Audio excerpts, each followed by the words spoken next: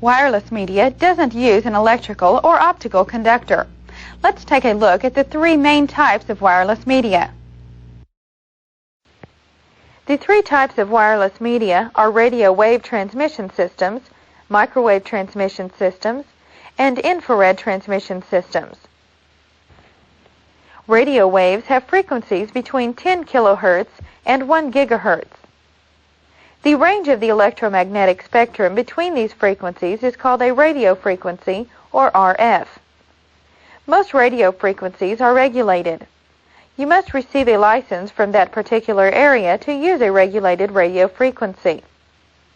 This could take a lot of time and usually cost more. Unregulated frequencies basically have no restrictions. The only regulation for unregulated frequencies is that they operate at less than 1 watt. In computer network applications, radio waves are classified into 3 areas: low power, single frequency, high power, single frequency, and spread spectrum. Low power, single frequency transceivers operate at only 1 frequency. These devices are usually limited in range to around 20 to 30 meters. High-power single-frequency transceivers cover larger areas than low-power. This is ideal for mobile networking. Spread spectrum transceivers use the same frequencies as other radio transmissions, but can use several frequencies simultaneously. The second type of wireless media is the microwave transmission system. Microwave communications make use of the lower gigahertz frequencies of the electromagnetic spectrum. 2 types of microwave transmission systems are terrestrial and satellite.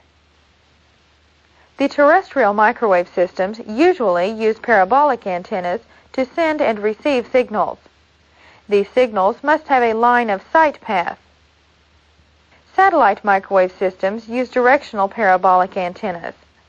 Satellites also use low gigahertz frequencies and must also have a line of sight path. The difference between terrestrial and satellite is that a satellite can reach most places on Earth and can also communicate with mobile devices. This can be achieved because of one antenna placed on a satellite in orbit above the Earth. The third type of wireless media is infrared transmission systems. These systems use infrared light to transmit signals. LEDs transmit the signals while photodiodes receive the signals.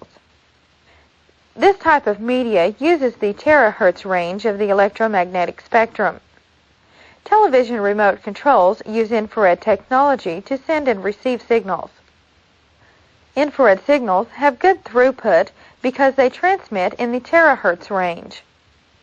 Here are the characteristics of cable media we covered earlier. UTP cabling has the lowest cost factor, with fiber optic having the highest.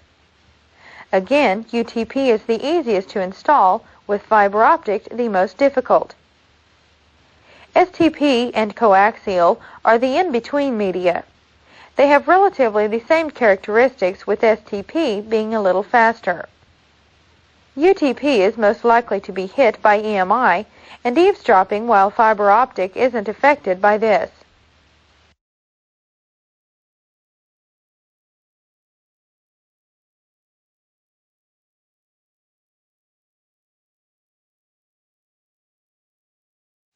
With the cost of installing a network system from scratch, we may want to consider using network services that already exist. Sometimes it is much cheaper to use provider services than installing our own transmission media. Let's take a look at the 2 most popular types of these services. The 2 most popular types are the public switched telephone network and the Internet. Almost every country on the globe has a public switched telephone network. Together, these networks make up the world's largest network. Originally, this network was designated only for telephones. Today, it has evolved into high levels of sophistication, handling all kinds of data transmissions, including digital data. Here's what a PSTN consists of. First, the customer receives wiring and equipment such as telephones and modems. The wiring usually consists of UTP cabling with RJ11 or RJ45 connectors. Most of the time, the wiring extends to a telephone closet, which then connects to a specific point. This point is called the demarcation point, or just demarc. This is the point where a telephone company's wiring connects with our wiring. Local loops start at the demarc and extend to the central office. The central office provides the switching of incoming signals to outgoing trunk lines. Central offices also provide DC power that established an electronic circuit on the local loop. Central offices are also connected by trunk lines to other switching offices. These groups will then use a long-distance carrier that provides the transmission capability to central offices just about anywhere in the world. Finally, the Internet, as we said earlier, is the network of networks.